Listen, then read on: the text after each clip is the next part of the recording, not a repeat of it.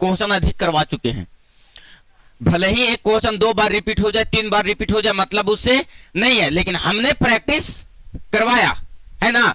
और उस प्रैक्टिस को अभी जारी रखना है। कब तक? जब तक एग्जाम ना खत्म हो जाए तुम लोगों का फाइनल, तब तक। 9th से 10th में जाओगे ना तो फाइनल एग्जाम होगा ना, तो फाइनल एग्जाम जब तक ना खत्म हो जाए तब तक सिलेबस खाली खत्म नहीं करना है बाबू। जीवन में हम बहुत एक चीज सीखे हैं, तुम लोगों को बार बार हम बताते हैं कि जीवन में प्रैक्टिस प्रैक्टिस और प्रैक्टिस। जिसके पास अगर प्रैक्टिस नहीं है, सोचो कि अभी हम शाम में मैथ का क्लास पढ़ा रहे हैं बच्चन को, है ना, और उन लोगों को इतना शानदार प्रैक्टिस करवा रहे हैं, इतना शानदार प्रैक्टिस, भले एक दिन में 2 पेपर पढ़ाएंगे लेकिन एकदम खतरनाक तरह से प्रैक्टिस करवा रहे हैं। कल तो मैप दिए हैं, उस सबके आज भर के लाने के लिए दिए हैं, भर करके लाना है। लगता है भर उड़ लिया होगा, है ना, अपने से। अभी तुम लोगों को सब राज कहाँ कहाँ ऐसा नहीं पता होगा, नहीं ना लेकिन सोचो 7-8 क्लास के बच्चों को उस लेवल पे मेहनत किया जा रहा है। हम ये रात में बैठ के सोच रहे थे कि अगर मेरे पास 200 बच्चा पढ़ता है, अगर 200 के 200 बच्चा को अगर इस तरह से पढ़ा करके और बदल दिया जाए तो इस एरिया का पूरा समाज बदल जाएगा, केवल अपने पास सुधार कर देने से। आने वाला ये जनरेशन बदल जाएगा। और रात पे इस बात पे सोच करके घर आए और आधा रोटी खाएंगे लेकिन ड्यूटी टाइम टू टाइम देंगे और मेहनत और संघर्ष जितना हो पाएगा हम करेंगे तुम लोगों के साथ। बात समझ में आया? एकदम हमेशा हर दिन की तरह, कभी भी ये नहीं कि आरिफ सर का तबीयत खराब है, 2 दिन से बुखार लग रहा है हमको, रात में भी कुछ नहीं तो 101 डिग्री टेम्परेचर था मेरा, लेकिन सुबह उठे और ड्यूटी में है। सुबह जैसी इंजोरा हुआ है ना मैया, तैसे सब दुख तकलीफ खत्म और शुरू हो जाओ, भाई मजदूर है मजदूरी करने चलो। कोई उपाय ना हो दूसरा कि बदन दर्द देता हो तो बुखार लगल हो तो सिर दर्द देता हो। कल जबकि हम तुम लोगों को दिन भर क्लास लिए हैं, उस समय मेरा दिन भर सर दर्द दे रहा था, रात ही से दर्द देता था, परसों रात से, और रात भर दर्द दिया और सुबह भी दुख रहा था। काहेला तो खाना नहीं खाए थे। आइए, और आज का आप लोगों के पास है पहला क्वेश्चन। क्या कहता है सर, सोडियम की संयोजकता क्या होती है? किसकी संयोजकता सर? हम बहुत पहले परमाणुओं का इलेक्ट्रॉनिक विन्यास आप लोगों को बताए थे। किसका इलेक्ट्रॉनिक विन्यास? परमाणु का इलेक्ट्रॉनिक विन्यास। इलेक्ट्रॉनिक विन्यास पढ़ने से पहले तुम एक बात यहां चर्चा कर लो बाबू, और आज फिर रिपीट करवा दे रहे हैं तुम लोगों को। ये देखो तो ये क्या दिख रहा है तुमको? परमाणु क्या दिख रहा है? और इस परमाणु के अंदर क्या दिखता है हम लोगों को? नाभिक। क्या दिखता है? नाभिक। और ये नाभिक जो होता है सर, इस नाभिक के अंदर क्या होता है? न्यूट्रॉन होता है। और क्या होता है? लेकिन अगर बात किया जाए इलेक्ट्रॉन की, तो इलेक्ट्रॉन कहां होता है सर? तो नाभिक के बाहर। ये क्या है सर? तो तुम्हारे पास इलेक्ट्रॉन है। इलेक्ट्रॉन को उसको व्यवस्थित ढंग से सजाना ही क्या कहलाता है सर? इलेक्ट्रॉनिक विन्यास कहलाता है। तो एक बात बताओ तो बाबू कि ये जो इलेक्ट्रॉन जहां पर रहता है उसको हम लोग बोल रहे थे सेल। क्या बोल रहे थे? और सेल को क्या से लिखते थे? KLMN, यही ना लिखते थे? अब ये KLMN ये तो सेल है सर, लेकिन क्या सभी सेल में बराबर इलेक्ट्रॉन रहेंगे? कैसे कैसे रहेंगे सर? तो किसी सेल में कम इलेक्ट्रॉन रहेंगे, किसी में ज्यादा रहेंगे, केकरो में उससे ज्यादा, केकरो में उससे ज्यादा। तो बताओ ये जो K सेल आपको दिख रहा है, K सेल वाले में कितना इलेक्ट्रॉन रहेगा? तो कहेंगे K सेल वाले में कितना इलेक्ट्रॉन रहेगा? L सेल वाले में कितना? 8। M सेल वाले में, N सेल वाले में, M सेल वाले, N सेल वाले में, और 2 8 18 32, यही ना होगा? लेकिन आपसे कभी कभी क्वेश्चन पूछता है कि किसी भी सेल में क्या बोल रहे हैं सर? किसी भी सेल में अधिकतम इलेक्ट्रॉन, कौन सा इलेक्ट्रॉन दोस्त? अधिकतम इलेक्ट्रॉन। बताओ कि किसी भी सेल में अधिकतम इलेक्ट्रॉनों की संख्या कितना होती है? 2n²। कितना होता है सर? याद रखने का है, किसी भी सेल में अधिकतम इलेक्ट्रॉनों की संख्या, किसी भी सेल में अधिकतम इलेक्ट्रॉनों की संख्या। जबकि K सेल में कितना इलेक्ट्रॉन? L सेल में, M सेल में, N सेल में, है ना सर? लेकिन किसी भी सेल में पूछे तो अधिकतम इलेक्ट्रॉन कितना होता है? 2n²। क्या बोलेंगे सर? आपको कहता है कि सोडियम का इलेक्ट्रॉनिक विन्यास बताओ कि सोडियम की संयोजकता कितनी होगी। क्या पूछ रहे हैं सर? तो सोडियम की संयोजकता कितनी होगी? तो संयोजकता पढ़ने से सबसे पहले तुम कौन सा इलेक्ट्रॉन पढ़ो बाबू? तो संयोजी इलेक्ट्रॉन। जिस बात को जो बच्चा को उतारना होगा वो उतारते चलेगा। ध्यान देना, कौन सा इलेक्ट्रॉन पे बात करने जा रहे हैं सर? तो संयोजी इलेक्ट्रॉन। किसी भी परमाणु के बाह्यतम सेल में उपस्थित इलेक्ट्रॉन को संयोजी इलेक्ट्रॉन कहते हैं। क्या बोले सर? किसी भी परमाणु के 72 सेल में उपस्थित इलेक्ट्रॉन को संयोजी इलेक्ट्रॉन कहते हैं। फिर से बोल करके बताओ, किसी भी परमाणु के 72 सेल में उपस्थित इलेक्ट्रॉन को संयोजी इलेक्ट्रॉन कहते हैं। बोलो, बात क्लियर है सर? संयोजी इलेक्ट्रॉन किसको कहते हैं सर? तो किसी भी परमाणु के जो उसके 72 सेल में उपस्थित इलेक्ट्रॉन रहेगा उसी को हम लोग क्या कहेंगे सर? तो संयोजी इलेक्ट्रॉन। कौन सा इलेक्ट्रॉन कहेंगे? तो आपसे क्या कहता है बाबू? संयोजी इलेक्ट्रॉन। तो कहेंगे कि परमाणु के, किसके बाबू? परमाणु के, किसके? परमाणु के बाह्य सेल में। कौन सा सेल में? बाह्य सेल में। परमाणु के बाह्य सेल में उपस्थित इलेक्ट्रॉन को, उपस्थित इलेक्ट्रॉन को, उपस्थित इलेक्ट्रॉन को कौन सा इलेक्ट्रॉन कहते हैं? संयोजी इलेक्ट्रॉन कहते हैं। कौन सा इलेक्ट्रॉन कहते हैं? संयोजी इलेक्ट्रॉन कहते हैं। फॉर एग्जाम्पल, आज फिर हम इसका चर्चा कर दे रहे हैं तुम लोगों को, ठीक है सर? जैसे सबसे पहला परमाणु को उठाओ और लिखो हाइड्रोजन। क्या लिखो सर? हाइड्रोजन। हाइड्रोजन का संकेत क्या होता है? H, और इसकी परमाणु संख्या क्या होती है? आप इसका इलेक्ट्रॉनिक कॉन्फ़िगरेशन करोगे तो कितना होगा सर? 1। यानी सर हाइड्रोजन की अगर बात करें तो हाइड्रोजन का अगर संयोजी इलेक्ट्रॉन की बात करें, कौन सा इलेक्ट्रॉन? संयोजी इलेक्ट्रॉन। तो बताओ हाइड्रोजन का संयोजी इलेक्ट्रॉन कितना होता है? 1 होगा। हाइड्रोजन के बाद आ जाओ, क्या बाबू? तो हीलियम। क्या आता है? हीलियम। और हीलियम का संकेत होता है He, और परमाणु संख्या होता है 2। आप इसका इलेक्ट्रॉनिक कॉन्फ़िगरेशन करोगे तो खाली कितना होगा सर? 2, क्योंकि पहला सेल में रखने की क्षमता इलेक्ट्रॉन को कितना है? 2। तो 2 को इलेक्ट्रॉन रखाया। हाइड्रोजन के बाद हीलियम, हीलियम के बाद कौन आ जाएगा? लिथियम। क्या आ जाएगा? लिथियम। सबका परमाणु संख्या, परमाणु इलेक्ट्रॉनिक विन्यास करके बताया गया था तुम लोगों को। क्या बाबू? तो लिथियम। लिथियम का संकेत क्या होता है? Li, और परमाणु संख्या 3। आप इसका इलेक्ट्रॉनिक कॉन्फ़िगरेशन करोगे तो 2,1 कितना होगा सर? तो एक बात बताओ, इसका संयोजी इलेक्ट्रॉन कितना? लिथियम का संयोजी इलेक्ट्रॉन, लिथियम के बाद हाइड्रोजन 1, हीलियम 2, लिथियम 3। उसके बाद आ जाओ, क्या लिखेंगे सर? बेरिलियम। क्या लिखेंगे सर? बेरिलियम। तो बताओ बेरिलियम का संकेत क्या होता है? Be। क्या होता है? परमाणु संख्या क्या होता है? आप इसका इलेक्ट्रॉनिक कॉन्फ़िगरेशन करोगे तो 2,2। अरे बताओ, पहला सेल में 2 इलेक्ट्रॉन, जो बच गया उसको अगला सेल में रख देने का है, तो 2,2। तो ई वाला इलेक्ट्रॉन ही क्या कहलाएगा? संयोजी इलेक्ट्रॉन। कौन सा इलेक्ट्रॉन? संयोजी इलेक्ट्रॉन। क्या कहलाएगा सर? संयोजी इलेक्ट्रॉन। लेकिन आपसे क्या पूछा? सोडियम का। किसका बच्चा? सोडियम का। तो सोडियम का संकेत क्या होता है? Na, और परमाणु संख्या कितना होता है? 11। आप इसका इलेक्ट्रॉनिक कॉन्फ़िगरेशन करो तो पता चलेगा पहला सेल में कितना इलेक्ट्रॉन, दूसरा सेल में 8। कितना बच गया? 1 ही ना, 11 था ना, तो 8 और 2 10, बच कितना गया? 1। तो 8 11। बताओ इस परमाणु का संयोजी इलेक्ट्रॉन बताओ कितना होगा?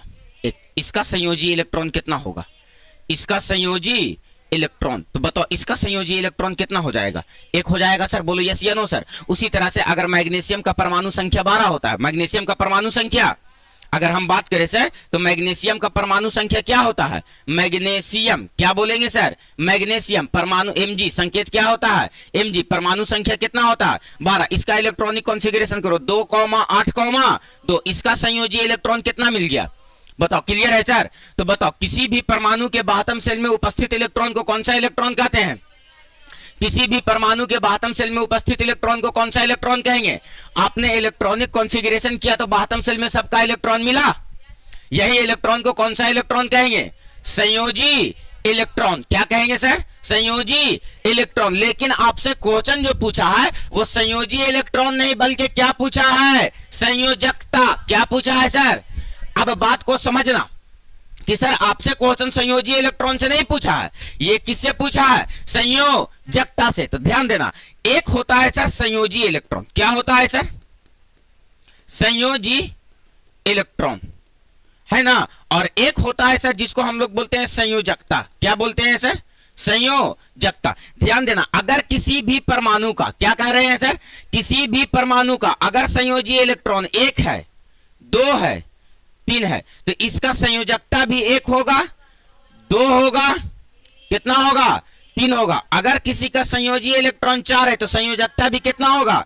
अगर किसी का संयोजी इलेक्ट्रॉन 5 तो संयोजकता, अगर 6 है तो संयोजकता, अगर 7 है तब संयोजकता, और अगर 8 है तब संयोजकता 0। अगर 8 है तब संयोजकता, तो किसी भी परमाणु के संयोजी इलेक्ट्रॉन की संख्या 1 2 3 हो जाए तब उसका संयोजकता भी कितना हो जाएगा, 1 2 3। या संयोजी इलेक्ट्रॉन अगर 4 है तो ये संयोजकता कितना हो जाएगा। लेकिन अगर 5 6 7 8 रहे तो उसको कितना में से घटा के लिखेंगे, 8 में से। कितना में से घटा करके लिखेंगे। तो अब बताओ, किसी परमाणु का संयोजी इलेक्ट्रॉन 1 2 3 4 है तो उसका संयोजकता भी कितना होगा, 1 2 3। लेकिन अगर किसी परमाणु का संयोजी इलेक्ट्रॉन, कौन सा इलेक्ट्रॉन, 5 6 7 8 है, तब बताओ इसका संयोजकता कितना होगा। तो जिसका संयोजी इलेक्ट्रॉन 5 उसकी संयोजकता, जिसका 6 उसका, जिसका 7 उसका, जिसका 8 उसका। बोलो बात क्लियर है। देखना बाबू, यहां से 1 2 3 क्या कह रहे हैं सर, 1 2 3 ये जो दिख रहा है ना यहां से यहां तक 1 2 3 ये किसके बाह्य में इलेक्ट्रॉन होता है सर, तो कहेंगे धातु के। किसके बाह्य सेल में होता है ये। और यहां से 4 से लेकर के 7 तक ये किसके बाह्य सेल में होता है सर, तो कहेंगे अधातु के बाह्य सेल में 4 5 6 7 इलेक्ट्रॉन। और 8 किसका होता है सर, तो कहेंगे अकीरिय तत्व का। किसका होता है सर, तो अकीरिय तत्व का। किसका होता है सर, तो अकीरिय तत्व का। बोलो बात क्लियर है सर। जैसे आपसे बोला जाए कि धातु की कैटेगरी में कौन कौन आ जाएगा, तो कहेंगे धातु में आ जाएगा सर जैसे में sodium, potassium, magnesium, calcium, aluminium, लोहा, जिंक, है ना। ये सब के सब क्या है सर, धातु है। अगर अधातु की बात किया जाए कि अधातु में कौन कौन आएगा सर, तो कहेंगे अधातु में carbon, nitrogen, oxygen, chlorine, fluorine, iodine, ये सब के सब क्या है सर, तो अधातु। अगर अकीरिय तत्व की बात किया जाए, किसका बात किया जाए सर, अकीरिय तत्व का, जिसका बातम सेल में 8 इलेक्ट्रॉन होता है और जिसका संयोजकता क्या होता है 0। उसमें से अकीरिय तत्व में से सबसे पहला तत्व है हीलियम, क्या बोलेंगे। उसके बाद बोलेंगे नियॉन, क्या बोलेंगे। उसके बाद बोलेंगे आर्गन, क्या बोलेंगे। उसके बाद बोलेंगे क्रिप्टन, क्या बोलेंगे। क्रिप्टन को क्या से लिखते हैं। उसके बाद बोलेंगे रेडॉन, क्या बोलेंगे। उसके बाद बोलेंगे जेनॉन, क्या बोलेंगे सर। बोलो बात क्लियर है सर। तो बोलो ये क्या लिखा हुआ है, ये क्रिप्टन, क्या बोलेंगे। ये क्या है, ये क्या है, जेनॉन। क्या है सर, तो जेनॉन। बोलो बात क्लियर है सर। क्या बोलेंगे, helium, neon, argon, krypton, radon और जेनॉन। ये सब के सब कैसे तत्व हैं सर, तो अकीरिय तत्व हैं। कैसे तत्व हैं, तो बताओ धातु के बातम सेल में कितना इलेक्ट्रॉन, 1 2। अधातु के बातम सेल में 4 5 6 7 इलेक्ट्रॉन। और अकीरिय तत्व के बाह्य सेल में कितना इलेक्ट्रॉन। बोलो बात क्लियर है सर। तो बताओ धातु के बाह्य सेल में 1 2, अधातु के बाह्य सेल में 4 5 6 और अकीरिय तत्व के, अगर किसी तत्व का या किसी परमाणु का संयोजी इलेक्ट्रॉन 1 2 3 4 रहे, उसकी संयोजकता कितनी होगी, 1 2। मैया जी के जय जयकार, सुनिए ना, गाना तो सुन ली होगी, 1 2 3 4 मैया जी की जय जयकार, नन की मुनि गाई। तो आ जाओ, जिसके बातम सेल में 4 5 6 7 इलेक्ट्रॉन हो वो धातु, अधातु या अकीरिय तत्व, क्या बोलेंगे। लेकिन जिसके बातम सेल में 8 इलेक्ट्रॉन, बताओ धातु, अधातु या अकीरिय तत्व। बोलो बात क्लियर है, कौन दिक्कत है। चले आगे, कौन दिक्कत है। तो बताओ बाबू संयोजकता पूछ रहा, सोडियम की संयोजकता। तो बताओ सोडियम की संयोजी इलेक्ट्रॉन कितना होता है, सोडियम का संयोजी इलेक्ट्रॉन कितना होता है। तो कहेंगे सोडियम का संयोजी इलेक्ट्रॉन कितना होता है, 1। तो बताओ इसका संयोजकता भी कितना हो जाएगा, 1। कहां दिया गया है सर, ऑप्शन नंबर 1 में। बताओ एक क्वेश्चन को बनाने के चलते हम लोग पूरा ही टॉपिक को उथल पुथल कर दिए। बोलो बात क्लियर है सर। तो बताओ संयोजी इलेक्ट्रॉन समझ में आया कि किसी परमाणु के बातम सेल में उपस्थित इलेक्ट्रॉन को कौन सा इलेक्ट्रॉन कहेंगे। किसी परमाणु के बातम सेल में उपस्थित इलेक्ट्रॉन को कौन सा इलेक्ट्रॉन कहेंगे। और संयोजी इलेक्ट्रॉन ही निर्भर करता है संयोजकता, संयोजी इलेक्ट्रॉन पर ही निर्भर करता है कौन सर। अगर किसी परमाणु का संयोजी इलेक्ट्रॉन 1 2 3 4 तो संयोजकता भी 1 2 3 4। और अगर संयोजी इलेक्ट्रॉन 5 6 7 8 तो 5 में से 8 को घटाएंगे तो 3 बचेगा, 2 बचेगा, 1 बचेगा, 0 बचेगा। बोलो बात क्लियर है सर। संयोजी इलेक्ट्रॉन संयोजकता क्लियर हो गया। बोलो क्लियर है। तो एग्जाम में ध्यान रखना है कि संयोजी इलेक्ट्रॉन पूछ रहा है या संयोजकता पूछ रहा है। बोलो बात क्लियर है, कौन दिक्कत है। चलो आ जाओ आगे चले आगे। आइए सर अगला क्वेश्चन बताओ। क्लियर हो गया सर, क्लियर हो गया सर। नहीं तो आप फूक दियो, क्या कर रहे हो तुम लोग। ले, बोलो ठीक है। चलिए आइए सर, अगला क्वेश्चन बहुत ही शानदार क्वेश्चन होगा। यस, हम देख ले लिया, हम देख ले लिया, हमको यहां से दिख जाता है। यस, बोलो ठीक है, कोनो दिक्कत है? नहीं।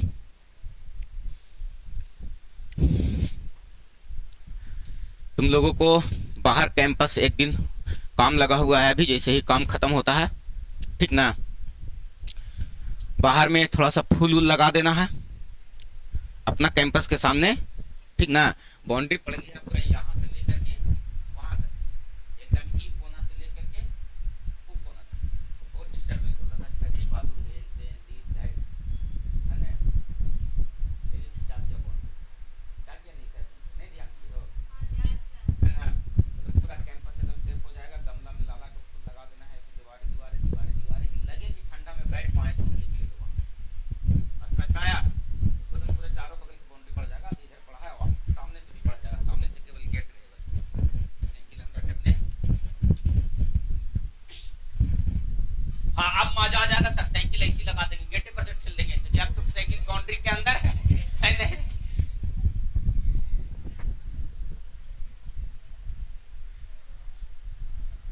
बोलो ठीक है, कोनो दिक्कत नहीं ना। चलो आ जाओ, ध्यान देना, केयर करना बाबू, ध्यान देना। गैया बकरिया चरती जाए, मुनिया बेटी पढ़ती जाए।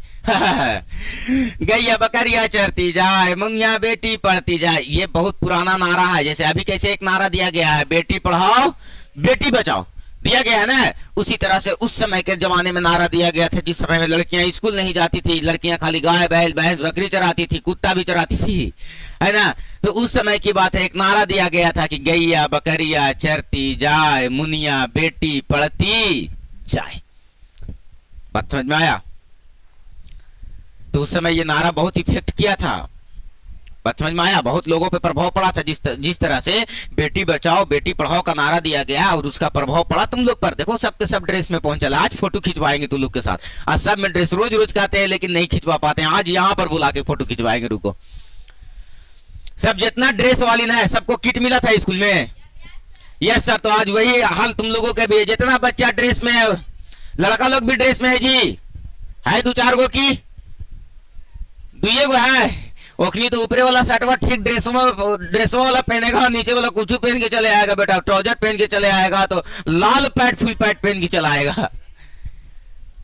अरे थोड़ा सा ड्रेस व्रेस में आया करो यार, अच्छा लगता है ना। चलो आज अगला क्वेश्चन है मैया, ए चिन्ह हमरा, देखो यहाँ क्या लिखा है, कहता है कार्बन डाइऑक्साइड किस प्रकार का यौगिक है। आज से 2-3 क्लास पीछे जाओ तो तुम लोगों को ये क्वेश्चन हम बताए थे। आज से 2-3 क्लास पीछे जाओ तो यौगिक 2 प्रकार का, कितने प्रकार का? एक यौगिक को बोले थे सर सहसंयोजी यौगिक, और एक यौगिक को बोले थे बाबू जिसको बोले थे आयनिक यौगिक। जो अधातु अधातु के बीच अभिक्रिया करेगा उसको सहसंयोजी यौगिक बोलेंगे, और जो धातु अधातु के बीच अभिक्रिया से बनेगा उसको आयनिक यौगिक बोलेंगे। और भर खचिया को उदाहरण लिखाए थे, लेकिन ना तुम बैठिए ऐसे को शब्द लिखिए, कल पूछेंगे मैया, और रिवीजन करने का लूर तक नहीं है तू लोगों को अभी। बात समझ में आया? भले ही हम 1 लाख बार रिवीजन करवा देंगे, कल पूछेंगे को बात नहीं बताओगे तू लोग, यकीन मानना मेरा, पूछ करके हम दिखा देंगे कि आप सही कह रहे थे सर। आ जाओ, कौची लिखे? तोरा तो ये नहीं पता होगा अभी रे बाबू कि हाइड्रोजन का संयोजी इलेक्ट्रॉन कितना और संयोजकता कितना होता है, और तुम लोग कह रहे हो कि सर बता दिए, तो कौची लिखे हैं बताइता थुन कल जो लिखल थुन इसे। आ जाओ आगे, कार्बन डाइऑक्साइड किस प्रकार की अभिक्रिया है, और इस पेज को हम सेव कर लेंगे और कल हम पूछेंगे कि हम क्या क्या पढ़ाए थे और क्या क्या छोड़े थे और क्या क्या पूछना है। पेज मेरे पास रहेगा, ये नहीं है एक कलम इस पे ऐसे लिख दिए, मतलब ये डाटा मेरे पास सेव है विथ डेट। एक बार एग्जिस्ट मारोगे तो देखो कहेगा सेव करने पहले, कहता है नहीं, और एक बार क्लिक करेंगे और सेव हो जाएगा। चलो आज ध्यान देना, क्या कहता है सर, कार्बन डाइऑक्साइड किस प्रकार का यौगिक है। हम तुमसे पूछते हैं, काजल खड़ा हो, खड़ा खड़ा हो, पीछे बता चुके हैं 3-4 क्लास के पीछे ही की बात है। इस कार्बन डाइऑक्साइड एक प्रकार का यौगिक है, एक बात बताओ कि कैसा यौगिक है।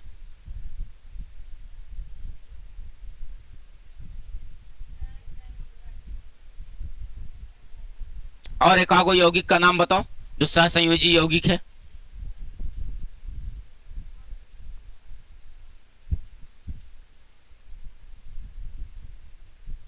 बैठो, वेरी गुड। अगर पिछले दिन लिखा हुआ होता, अगर कॉपी अब लिखल का पलट करके एक मरतबा पढ़ ली होती तो आज नहीं भुलाती, यकीन मानना। हम तुमसे पूछते हैं तुम लोगों से कि हम रिवीजन करवा करके क्लास से निकलेंगे तो तुम लोग कैसे फील करोगे कि हम लोगों का एक क्लास हो गया है? कहा कि कल पूछेंगे तो बताओगे ही नहीं, कहा कि तुम्हारे कॉपी पे ही नहीं है। अच्छा एक बात बताओ, हम तुम लोगों को मूर्ख दिखते हैं जो क्वेश्चन को बार बार प्रैक्टिस में लेकर के आते हैं? सर एक मरतबा बता दिए थे तो काम नहीं खत्म हो रहा था? मेरा तो काम खत्म हो गया था। अब तो कंबल ओढ़ के सूझ जाते कि भैया केमिस्ट्री और फिजिक्स खत्म हो गया, आप कोई काम नहीं है, आप केमिस्ट्री और फिजिक्स को बंद करके रख दो। लेकिन कोई बात नहीं, तुम लोगों का इच्छा, तुम लोग जैसे भी पढ़ो। अफसोस लेकिन एक दिन होगा कि जो काम आरिफ सर करवाए हैं ने, और आने वाला 10 सालों तक तुम अगर एजुकेशन ग्रहण करोगे ना, 10 सालों तक तुम हमको नहीं भुला पाओगे। बोलो तो इस बात को लिख के दे देते हैं, चाहे तुम यहां से निकलने के बाद 20 टीचर से पढ़ लेना, याद हमेशा आएंगे। याद रखना, हमेशा कमी खलेगा। अगर मर उड़ गलियो तब तो मत पूछ कि जखनी मैथ की किताब उलटमा तखनी एक बार याद है तो आरिफ सर के, और जहना तक पकड़ ले रहा किताब तहना तक याद आते रहेंगे हम। इतना जल्दी थोड़ा भुला जाएंगे हम। वो सब आदमी मर जाता है तो तुरंत मरेगा, तुरंत 10 दिन बाद आदमी भुला जाएगा। हमको थोड़ा भुला पाएगा 10 साल तक? तू 10 साल तक याद रख ले रहेगा। अरे यार एगो आदमी हलो यार, मैथ पढ़ावा लो यार, पढ़ावा भी हलो यार, रिवीजन भी करवा लो यार, और चूरा भी हलो यार, है ना? आज ध्यान देना। कहता है ये किस प्रकार का यौगिक है? तो यौगिक बाबू देखो 2 प्रकार का। यौगिक कई प्रकार का? एक तो होता है कार्बनिक यौगिक और दूसरा होता है अकार्बनिक यौगिक। पहला यौगिक कौन सा यौगिक सर? कार्बनिक यौगिक। यौगिक जो होता है वो कई प्रकार का सर? तो दो प्रकार का। सबसे पहला यौगिक में बोलेंगे कार्बनिक यौगिक। कौन सा यौगिक? कौन सा यौगिक? कार्बनिक यौगिक। कौन सा यौगिक? कार्बनिक यौगिक, है ना? देखो हम यहाँ पर वो कॉपी नहीं, आगे चला गया होगा। रात में हम क्लास कर रहे थे तो हमारे टीचर पढ़ा रहे थे तो लिखा रहे थे कि करो या मरो का नारा किसने दिया था, और उसको भी हम कॉपी पे लिखे हैं। कल उसको भी लिखे हैं कॉपी पे। बोलो तो कॉपी ला करके दिखा देते हैं। कम से कम 1 लाख बार जीवन में पढ़े होंगे हम इस बात को। जैना से पढ़ रहे होंगे, तैना से 1 लाख बार पढ़े होंगे कि करो या मरो का नारा किसने दिया था। लेकिन कल भी टीचर लिखाए हमको और कल फिर लिखे। बात समझ में आया? कहा कि एग्जाम में पिछली बार जब एनटीपीसी के एग्जाम में, रेलवे के एग्जाम में बैठे हुए थे तो एक ऐसा ही छोटा सा क्वेश्चन था और उसको हम लोग तुम मुझे खून दो मैं तुम्हें आजादी दूंगा, और इस क्वेश्चन को हम गलत लगा करके आए थे। उसी दिन एहसास हुआ था हमको, और ये 2019 में ये गलती करके आए थे। आज 6 साल हो गया है, आज तक ना भूले हैं कि हमको करना क्या है। 90 को क्वेश्चन था, सॉरी 100 को क्वेश्चन था, क्रम से वो गलती जानबूझ के करके लिए इसलिए करके आए काहे कि वो क्वेश्चन प्रैक्टिस में नहीं था, और हमको तो लगा था कि सब जानते ही है। कुछ नहीं जानते हो तो लोग। आ जाओ। कार्बनिक यौगिक। कौन सा यौगिक? कार्बनिक यौगिक। एक क्या होता है सर? तो अकार्बनिक यौगिक। कौन सा यौगिक सर? अकार्बनिक यौगिक। क्या यौगिक सर? हमको लगता है कि इतना डिस्क्रिप्शन देना फिर बेकार होता है, काहे कि तुम लोग उतारते ही नहीं हो, तुम लोग लिखते ही नहीं हो कॉपी पे। क्वेश्चन का केवल आंसर टिक आउट ऐसे करके निकल जाने में मजा आ जाता है ना। अगले दिन से केयर करेंगे हम इस बात पे। कार्बनिक यौगिक वैसा यौगिक जिसमें कार्बन की मात्रा क्या होती है? उपस्थित होती है। मौका तक ना देंगे बाबू अब उतारेला। कौन से यौगिक सर? कार्बनिक यौगिक में क्या बोलेंगे सर? जिसमें कार्बन उपस्थित रहेगा। क्या उपस्थित रहेगा? कार्बन उपस्थित। और कल देखो कैसे चमड़ी हम मोटा कर देते हैं थोड़ा सा। कार्बनिक यौगिक में देखो तो बाबू जैसे में सर जिसमें कार्बन की मात्रा क्या रहेगी सर? तो उपस्थित रहेगी। जैसे देखो CH4, इसमें कार्बन उपस्थित है कि नहीं है? ये कार्बनिक यौगिक है। CO2 कार्बन की मात्रा उपस्थित है कि नहीं है? कार्बनिक यौगिक है। जैसे में C2H6, इसमें कार्बन की मात्रा उपस्थित है कि नहीं? कार्बनिक यौगिक है। C6H12 O6 कार्बन की मात्रा उपस्थित है कि नहीं है? कार्बनिक यौगिक है। यानी जिसमें कार्बन की मात्रा उपस्थित रहेगी वैसे यौगिक को क्या कहेंगे? कार्बनिक यौगिक। और जिसमें कार्बन की मात्रा उपस्थित ना हो, जैसे MgO, इस पूरे यौगिक में कहीं पर तुमको कार्बन दिख रहा है? कार्बनिक यौगिक नहीं है। जैसे में H2O, बताओ बाबू क्या ये कार्बनिक यौगिक है? कार्बन की मात्रा उपस्थित नहीं है। जैसे NH3, देखो तो बाबू अमोनिया, इसको क्या बोलते हैं? अमोनिया। क्या इसमें कार्बन की मात्रा उपस्थित है? नहीं। इसको हम लोग कौन सा यौगिक बोलेंगे? अकार्बनिक यौगिक। उसी तरह से जब अभिक्रिया होता है बाबू तत्वों के बीच, तो वो तत्व अधातु अधातु भी हो सकते हैं और धातु अधातु भी हो सकते हैं। क्या बोले सर?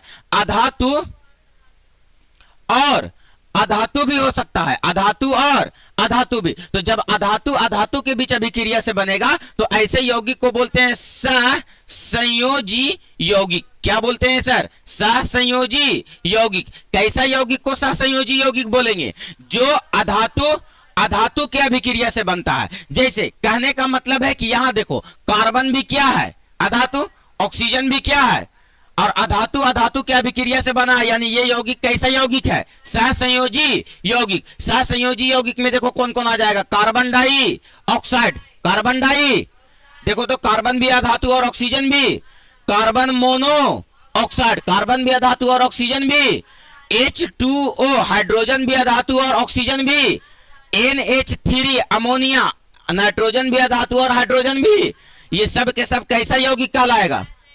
सहसंयोजी यौगिक। सहसंयोजी क्या बोलेंगे? सहसंयोजी यौगिक। ये सब कैसा यौगिक है? सहसंयोजी यौगिक। इसका नाम क्या देंगे सर? Carbon die oxide. क्या नाम देंगे सर? Carbon die oxide. इसका नाम क्या देंगे सर? Carbon die oxide. इसका नाम क्या देंगे सर? तो कार्बन मोनो ऑक्साइड। क्या नाम देंगे सर? कार्बन मोनो ऑक्साइड, है ना सर। अगला का क्या नाम देंगे सर? तो जल। क्या नाम देंगे सर? जल। अगला का नाम क्या देंगे सर? तो अमोनिया। क्या नाम देंगे सर? अमोनिया। क्या नाम देंगे सर? C6H6। क्या बोले सर? C6H6। इसको बोलते हैं बेंजीन। क्या बोलते हैं सर? बेंजीन। क्या बोलेंगे सर? बेंजीन। कार्बन भी अधातु और हाइड्रोजन भी अधातु। जितना अधातु अधातु के बीच अभिक्रिया से यौगिक बनेगा उस यौगिक को हम लोग क्या बोलेंगे सर? तो सहसंयोजी यौगिक। लेकिन जब अभिक्रिया धातु और अधातु के बीच हो, क्या बोले सर? जब अभिक्रिया किसके किसके बीच हो? धातु और अधातु के बीच हो, धातु और अधातु के बीच हो, तो ऐसे यौगिक को हम लोग बोलते हैं आयनिक यौगिक। कौन सा यौगिक? आयनिक यौगिक। कौन सा यौगिक बोलेंगे? आयनिक यौगिक। यानी आयनिक यौगिक में कौन कौन हो जाएगा सर? तो एगो धातु रहेगा और एगो क्या रहेगा? अधातु। जैसे मैग्नीशियम ऑक्साइड MgO, देखो तो बाबू मैग्नीशियम धातु लेकिन ऑक्सीजन क्या है? अधातु। तो इसको क्या बोलेंगे? Magnesium oxide. क्या बोलेंगे? Magnesium oxide, magnesium oxide. तो देखो तो ये धातु अधातु के बीच अभिक्रिया से बना है सर। जैसे में ZnO जिंक ऑक्साइड। क्या बोलेंगे इसको? ZnO zinc oxide, zinc oxide. तो आप केयर करो, तो जिंक धातु है लेकिन ऑक्सीजन क्या है? अधातु। और धातु और अधातु के बीच अभिक्रिया से जो बनेगा उस यौगिक को कौन सा यौगिक कहेंगे सर? आयनिक यौगिक। कौन सा यौगिक कहेंगे? आयनिक यौगिक। जैसे NaCl। क्या बोले? NaCl। सोडियम देखो तो धातु दिख रहा है लेकिन क्लोरीन देखो क्या दिख रहा है? अधातु। तो धातु और अधातु है ना, तो बताओ इसको क्या बोलेंगे? Sodium chloride. क्या बोलेंगे? Sodium sodium chloride, sodium chloride, sodium chloride. क्या बोलेंगे सर? Sodium chloride. क्या बोलेंगे सर? Sodium chloride. क्या बोलेंगे सर? Sodium chloride. क्या बोलेंगे सर? Sodium chloride. धातु है और अधातु है। इस प्रकार के यौगिक को क्या बोलेंगे सर? तो आयनिक यौगिक। इस प्रकार के यौगिक को क्या बोलेंगे? सहसंयोजी यौगिक। क्या धातु और धातु के बीच अभिक्रिया नहीं होता है सर? तो याद रखना, धातु को किसको बाबू? धातु को मिला किसके साथ दे रहे हैं? धातु के साथ। तो धातु और धातु को मिलाएंगे तो यह बन जाएगा मिश्र धातु। क्या बन जाएगा सर? मिश्र धातु। अभिक्रिया नहीं होता। तो बताओ, धातु और धातु के बीच आयनिक यौगिक, अधातु अधातु के बीच सहसंयोजी यौगिक, और धातु धातु के बीच मिश्र धातु। बोलो क्लियर हो गया? धातु धातु के बीच, बोलो क्लियर हो गया? कोनो दिक्कत है तो आ जाओ। कार्बन डाइऑक्साइड किस प्रकार का यौगिक है? सहसंयोजी यौगिक। कार्बन डाइऑक्साइड किस प्रकार का यौगिक है? सहसंयोजी यौगिक। कार्बन डाइऑक्साइड किस प्रकार का यौगिक है? 9th में घिना घिना के ये क्वेश्चन पूछते रहता है, एकदम घिना घिना के क्वेश्चन पूछता है। तो बताओ, सहसंयोजी यौगिक किसको कहेंगे सर? तो कहेंगे वैसा यौगिक जो धातु और अधातु के अधातु और अधातु के अभिक्रिया से बनता है, उस यौगिक को क्या बोलते हैं सर? तो सहसंयोजी यौगिक कहते हैं। क्या कहते हैं सर? सहसंयोजी यौगिक कहते हैं। बोलो बात डन है? चला जाए आगे। आइए सर अगला क्वेश्चन।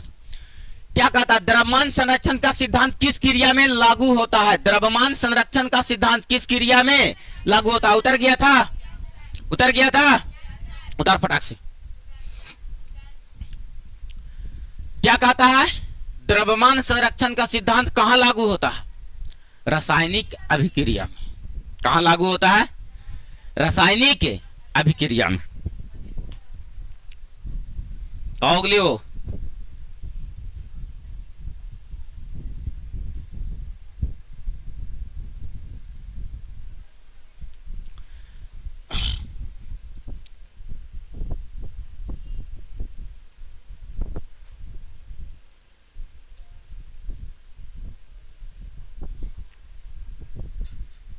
हो गया?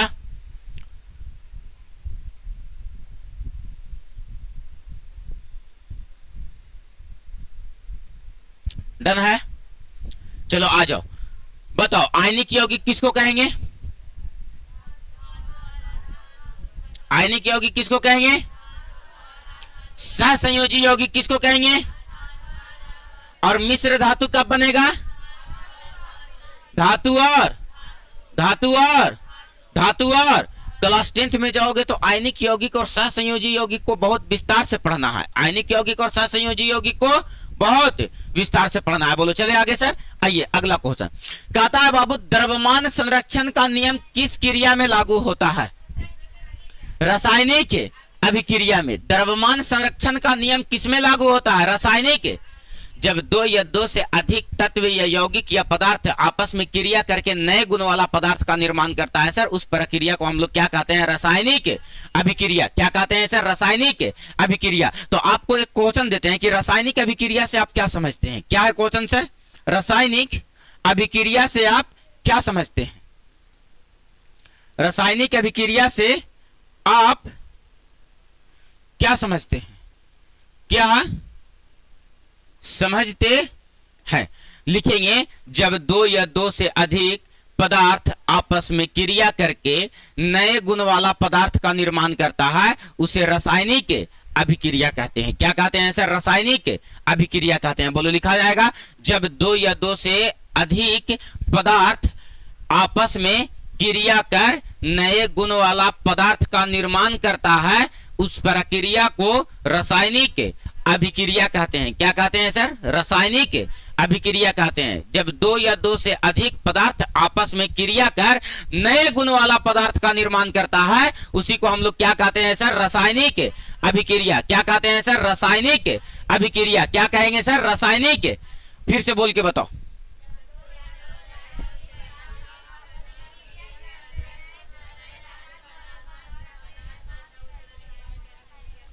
रासायनिक।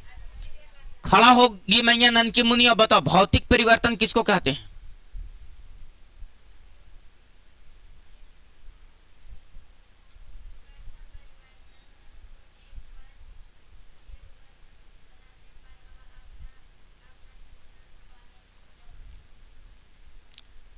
अपना स्थिति में दोबारा नहीं आता है उसको भौतिक परिवर्तन कहते हैं। मार का सपन इन मुड़िया चूर दो, ठीक ना? सांप के देखते हो ना, सांप के मार उड़ल जाएगा तो बाद मुड़ी होकर चुरल जाएगा।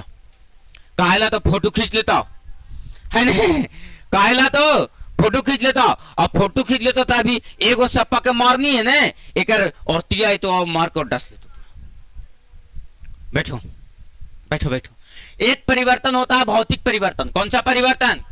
वैसा परिवर्तन जिसमें कोई पदार्थ अपनी अवस्था तो बदलता है लेकिन पुनः अपनी अवस्था में वापिस आ जाता है, उस परिवर्तन को कौन सा परिवर्तन कहेंगे?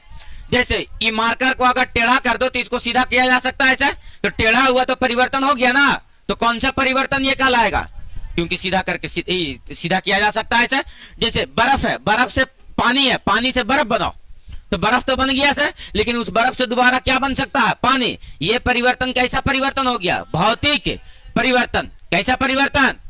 लेकिन रासायनिक परिवर्तन अपनी अवस्था में वापिस नहीं आएगा। कहेंगे वैसा परिवर्तन जिसमें कोई पदार्थ अपनी अवस्था बदल देने के बाद दोबारा से वो अपनी अवस्था में वापिस नहीं आता है। जैसे फल का पकना, फल का काटना, फल का मोम का जलना, मोम का, लेकिन मोम का पिघलना भौतिक परिवर्तन है। लेकिन मोमबत्ती का जलना कैसा परिवर्तन है? तो फिर से तुम लोगों को दो क्वेश्चन यहां पर, भौतिक परिवर्तन किसे कहते हैं? भौतिक परिवर्तन किसे कहते हैं? और अगला क्वेश्चन रासायनिक परिवर्तन, कौन सा परिवर्तन? रासायनिक परिवर्तन किसे कहते हैं? तीन क्वेश्चन तुम लोगों को अभी हम सब्जेक्टिव दिए हैं। एक तो सर रासायनिक अभिक्रिया क्या है सर, भौतिक परिवर्तन किसे कहते हैं और रासायनिक परिवर्तन किसे कहते हैं? बोलो बात डन है? बोलो कौन दिक्कत है? चलो जाए आगे। और आइए सर बताओ, इसमें तो सर रासायनिक अभिक्रिया हो जाएगा। अगला क्वेश्चन लिखा गया था ना बाबू, क्वेश्चन रासायनिक अभिक्रिया से आप क्या समझते हैं? भौतिक परिवर्तन किसे कहते हैं? रासायनिक परिवर्तन किसे कहते हैं? उदाहरण के साथ। किसके साथ? उदाहरण के साथ। आ जाओ, ध्यान देना बाबू। नेक्स्ट क्वेश्चन पर चलो। अगला क्वेश्चन, किसी तत्व का रासायनिक प्रतीक किससे लिया जाता है? कोई तत्व है उसका रासायनिक प्रतीक, जैसे कहने का मतलब हाइड्रोजन को क्या से लिखते हैं? H से। मैग्नीशियम को क्या से लिखते हैं? Mg से। क्लोरीन को क्या से लिखते हैं? Cl से। ऑक्सीजन को क्या से लिखते हैं? तो O से। नाइट्रोजन को क्या से लिखते हैं? तो N से। तो देखो तो बाबू, जो रासायनिक संकेत लिया गया है, क्या वो तत्व के नाम से लिया गया है, वैज्ञानिक के नाम से लिया गया है, देश के नाम से लिया गया है, स्थान के नाम से लिया गया है? तो कहेंगे तत्व के नाम से। जैसे हाइड्रोजन है, क्या है बाबू? हाइड्रोजन। तो हाइड्रोजन का संकेत क्या से लिखते हैं? H से, कहे कि पहला शब्द है सर। जैसे ऑक्सीजन लिखो, क्या लिखो? ऑक्सीजन। क्या लिखो? ऑक्सीजन। इसका संकेत क्या लिख देते हैं? O, क्योंकि पहला शब्द क्या है सर? ऑक्सीजन बोले तो O है सर, इसीलिए इसका संकेत क्या से लिखे? O से। लेकिन आप देखो तो सोडियम, एकरा में तो Na कहीं है ये नहीं है सर, तब कहां से लिया गया? तो इसके भी नाम से ही ये लिया गया है। इसका नाम जो होता है वो होता है नाइट्रियम। क्या होता है सर? तो नाइट्रियम। तो जितने भी तत्व का संकेत लिखा जाता है उस तत्व के नाम से लिखा जाता है। किसके नाम से लिखा जाता है? तो ये जो नाम है वो है नाइट्रियम। जैसे में आप लिखते हो Au, सोना को क्या लिखते हो? Au, और चांदी को क्या लिखते हो? Ag। क्या लिखते हो? तो बताओ बाबू, सोना बोले तो गोल्ड, ओकरा में तो Au है ये नहीं है सर कहीं, है ना? लेकिन इसका सोना का लैटिन नाम क्या होता है? ऑरम। क्या होता है सर? तो ऑरम में Au आता है कि नहीं है? यानी तत्व के नाम से उसका संकेत लिया जाता है। जैसे ये है चांदी, चांदी बोले तो Ag। अर्जेंटेनम क्या बोलते हैं सर? तो बताओ Ag आ रहा है कि नहीं उसमें? तो बताओ तत्व के नाम से कहां से लिया जाता है सर? तो कहेंगे तत्व के नाम से। बताओ तत्व का जो संकेत है उसका रासायनिक संकेत जो होता है वो कहां से उठाया जाता है? तत्वों के नाम से। लेकिन कुछ कुछ तत्वों में तो सर उसका नहीं शामिल होता है, तो उसके लैटिन नाम से उठाया गया है। किस नाम से उठाया गया है ना? लैटिन नाम से। कौन तो लैट्रिन कर रहा रही बेटा? लैटिन भाषा होता है। क्या होता है? जैसे हिंदी क्या है? भाषा, वो केकरो बपौती ना है। उर्दू क्या है? भाषा, वो भी केकरो बपौती ना। संस्कृत क्या है? भाषा, वो भी केकरो बपौती ना। कोई ऐसे कह दे कि ना ना संस्कृत हमर भाषा हो। भाषा भी आज की डेट में किसी का हुआ है क्या? नहीं, भाषा किसी की जागीर नहीं है। अब कह दे कि उर्दू हमर भाषा है, बाप के जागीर है का हमर? आज भी आदमी अगर कोई भी सेंटेंस बोलता है तो ओकरा में आधा हिंदी, आधा उर्दू, आधा मगही, आधा इंग्लिश। चलने कोचिंग पढ़े चलना ना, अभी रेडी ना होलियो है तो एक तो रेडी बोल देना। अभी कितना बढ़िया प्यार से हिंदी में बोलना, और ना होलियो है मगही में बोल देना, है ना? तो भाषा किसी की बाप की बपौती नहीं होती है। बात समझ में आया? बात समझ में आया? वो सर वहां के भौगोलिक स्थिति पे निर्भर कर। अब यहां से चले जाओगे और तुम तो यहाँ हिंदी बोलते हो दिन रात बिहार में बैठ करके, मगही बोलते हो, मैथिली बोलोगे, है ना, भोजपुरी बोलोगे, लेकिन यहाँ से जाओ कश्मीर तो हमें बोले पड़ेगा कश्मीरी। तब कहेगा कि ना भैया तू बिहार से है ना, तुम हिंदी बोलो या भोजपुरी बोलो, कश्मीरी बोलने का अधिकार तुम्हारा नहीं है। ऐसे हो सकता है? अरे हमारे संविधान के 8वीं अनुसूची में 22 भाषाओं का उल्लेख है। कितने भाषाओं का? जो मन करेगा जो बोलेंगे, जो मन करेगा जो बोलेंगे।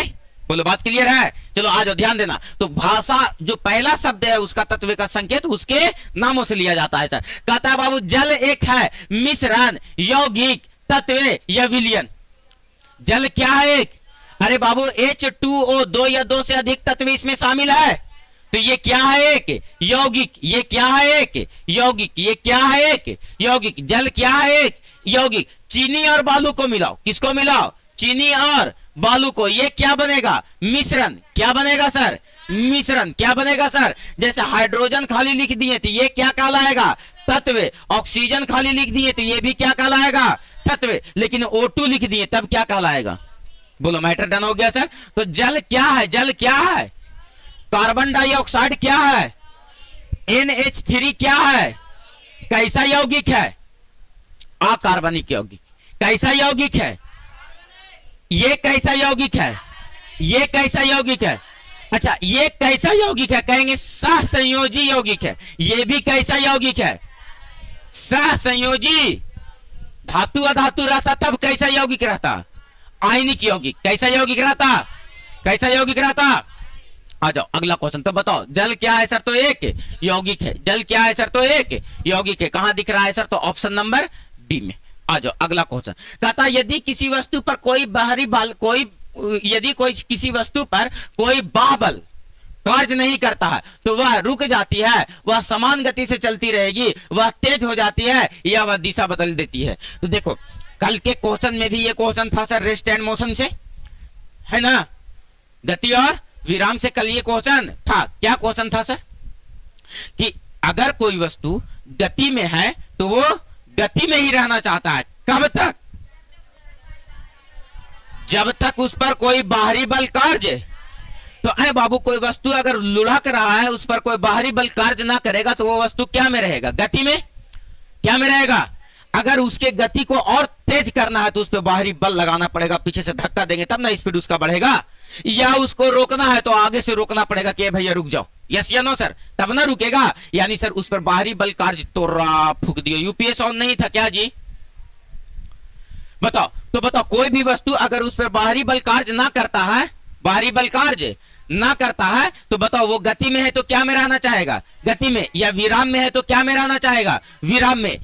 जब अगर उस पर कोई बाहरी बल लग जाता है या उस पर कोई बाहरी बल कार्य कर देता है तो इसका मतलब क्या है सर? कि वो अपना स्थिति को क्या करेगा? बदल देगा। अगर गति में है तो रुक जाएगा, या रुका हुआ है तो वो गति में हो जाएगा। कब? जब उस पर बाहरी बल लगा देंगे तब। तो क्वेश्चन आपसे पूछ रहा था कि यदि किसी वस्तु पर कोई बाह्य बल ना लगाया जाए, बाह्य ना लगाया जाए, तो जो वस्तु की स्थिति होगी वो क्या होगी? गति में है तो गति में रहेगी कि वो, और उसकी गति तेज हो जाएगी या उसकी गति कम हो जाएगी, या गति में कोई परिवर्तन नहीं होगा। बताओ क्या हो जाएगा सर? तो वो गति में है तो क्या में रहना चाहेगा सर? तो गति में रहना चाहेगा, यानी उसकी गति में कोई परिवर्तन नहीं होगा। ये बात कौन कह रहा था सर? तो गति का नियम कहता है कि अगर कोई वस्तु गति में है तो वो क्या में रहना चाहता है? गति में रहना चाहता है। क्या में रहना चाहता है? गति में। कब तक रहना चाहेगा? जब तक उस पर कोई बाहरी बल कार्य ना करे। जब तक उस पर कोई बाहरी बल कार्य ना करे तब तक वो क्या में रहना चाहेगा सर? तो गति में ही रहना चाहेगा। बोलो यस या नो सर? बोलो, बात क्लियर है सर? चला जाए आगे, खुलो तो ना। जब तक उस पर क्या हो बाबू? तो बाहरी बल कार्य ना करे। यही ना क्वेश्चन था। क्या कह रहा? यदि कोई सी वस्तु पर बाह्य बल कार्य नहीं करता तो वह वस्तु रुक जाएगी, वह वस्तु समान गति से चलती रहेगी, उसकी गति में कोई परिवर्तन नहीं होगा। वो वस्तु जो है वो समान गति से क्या होती रहेगी सर? तो चलती रहेगी, उसमें कोई परिवर्तन नहीं होने जा रहा है। किसमें सर? जब वस्तु पर कोई बाहरी बल कार्य ना करे तब। तो आप फूक दिया। चलो आ जाओ अगला क्वेश्चन। किधर चला गया? किधर चला गया? किधर चला गया?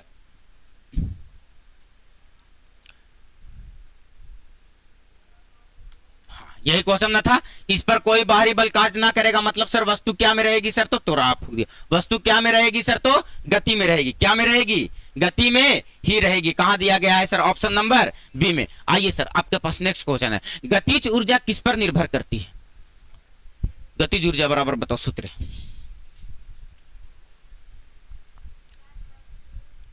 mv²।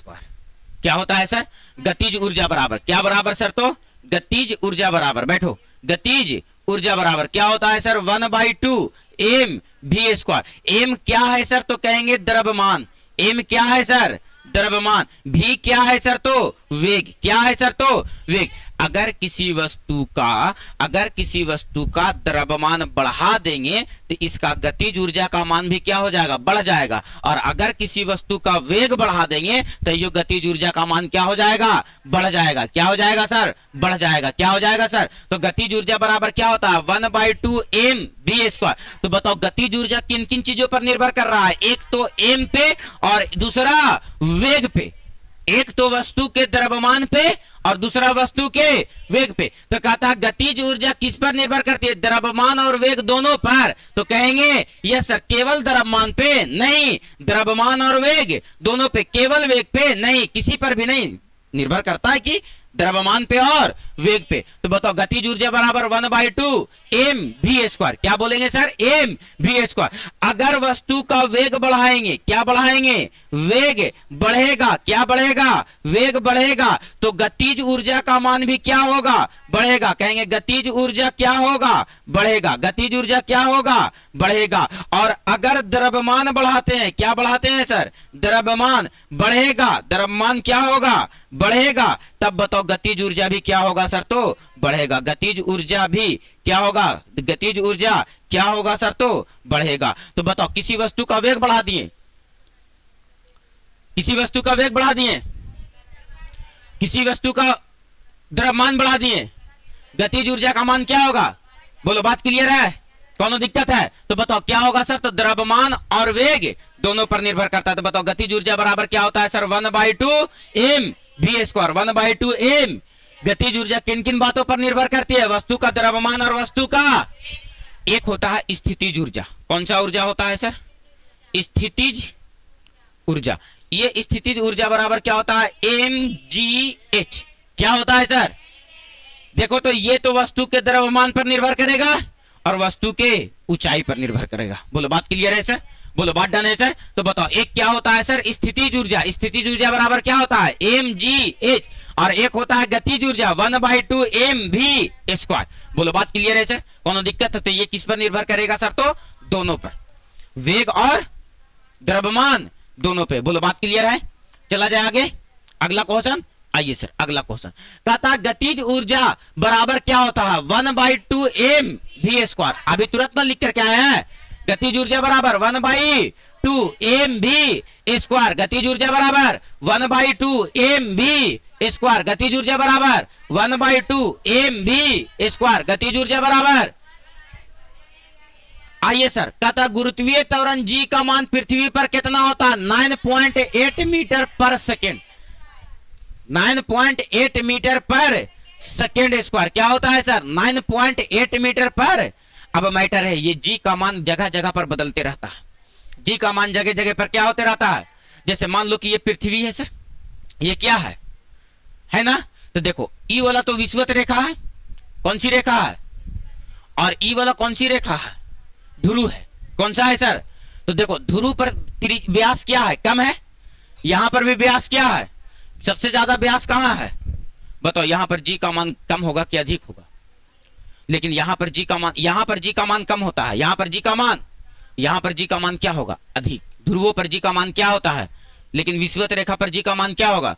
पृथ्वी तल के नीचे जाओ धीरे धीरे जी का मान घटेगा, या पृथ्वी तल से धीरे धीरे ऊपर जाओ तो ये जी का मान क्या होगा, घटेगा। ऊपर या नीचे जाएंगे तो क्या होगा, ध्रुव पर रहेंगे तो क्या होगा, सबसे अधिक, और विषुवत रेखा पर आएंगे तो सबसे कम। अब मेरे साथ बोलो, अगर ऊपर या नीचे जाएंगे तो जी का मान, ऊपर जाओ या कुआं में चले गए जी का मान क्या होगा, ऊपर चले गए हवाई जहाज से जी का मान क्या होगा, घटेगा।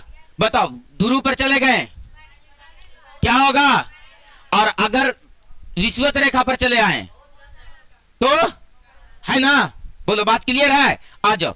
अगर ये पृथ्वी की घूर्णन गति, पृथ्वी तो गोल गोल घूरती है ना, अगर पृथ्वी मान लो कि जितनी स्पीड से घूर रही है उसमें 17 गुना ज्यादा स्पीड से घूमने लगे तो यहां पर गुरुत्वाकर्षण बल का मान क्या हो जाएगा सर, तो शून्य हो जाएगा। और गुरुत्वाकर्षण ना रहेगा तो सर मार्कर को ऐसे टांगेंगे तो टांगने की जरूरत नहीं, ऐसे रख देंगे तो ये रखल रहेगा। ये मार्कर यहाँ छोड़ते हैं तो नीचे क्यों चला आता है, गुरुत्वाकर्षण के कारण, किसके कारण। लेकिन गुरुत्वाकर्षण ही ना रहे, इसको मार्कर को यही छोड़ दे तो यही ना रह जाएगा, रह जाएगा ना। तो अगर पृथ्वी अपनी घूर्णन गति जितने गति से घूर रही है उससे 17 गुना अधिक वेग से घूरने लगे तो बताओ कि गुरुत्वाकर्षण का मान क्या हो जाएगा पृथ्वी पर? शून्य हो जाएगा। क्या हो जाएगा सर? हम लोगों को जीना बड़ा मुश्किल हो जाएगा। बोलो बात क्लियर है? तो आ जाओ बताओ बाबू कितना मान होता है इसका सर? तो 9.8 मीटर पर सेकेंड स्क्वायर। जी का मान बदलता है कि नहीं? जी का मान बदलता है कि नहीं? कैसे कैसे बदलता है? ध्रुव पर चल जाएंगे तो विषुवत रेखा पर नीचे या ऊपर जाएंगे? घटेगा कि बढ़ेगा? घटेगा। क्या होगा? बोलो बात क्लियर है? ऊपर जाओ चाहे, बोलो बात क्लियर है? ऊपर जाओ चाहे, बोलो। अगला क्वेश्चन पर आ जाओ बाबू। तो अगला क्वेश्चन और आज का अंतिम क्वेश्चन है, बल बराबर क्या होता है? द्रव्यमान गुने एफ बराबर द्रव्यमान गुने त्वरण। बल बराबर द्रव्यमान गुने। कई क्वेश्चन तुम लोगों को प्रैक्टिस करवाए हैं, 5 गो फिजिक्स का और 5 गो केमिस्ट्री का। तो 5 और 5 10 क्वेश्चन। बताओ बाबू कि क्या ये 10 क्वेश्चन से कल क्वेश्चन पूछा जाएगा? बता दोगे? आज कितना व्याख्या किए हैं ना। मेरा क्वेश्चन केवल और केवल एक क्वेश्चन बहाना होता है कि हम बच्चों के सामने जाकर के क्वेश्चन बहाना की तरह लेकर के जाएंगे, वरना डिस्क्रिप्शन तो पूरा देंगे कि जहां से जो टॉपिक का क्वेश्चन आ रहा है उस टॉपिक को पूरा उधेड़ करके रख देना है। बोलो बात क्लियर सर? कोनो दिक्कत? हो गया क्लास? चलो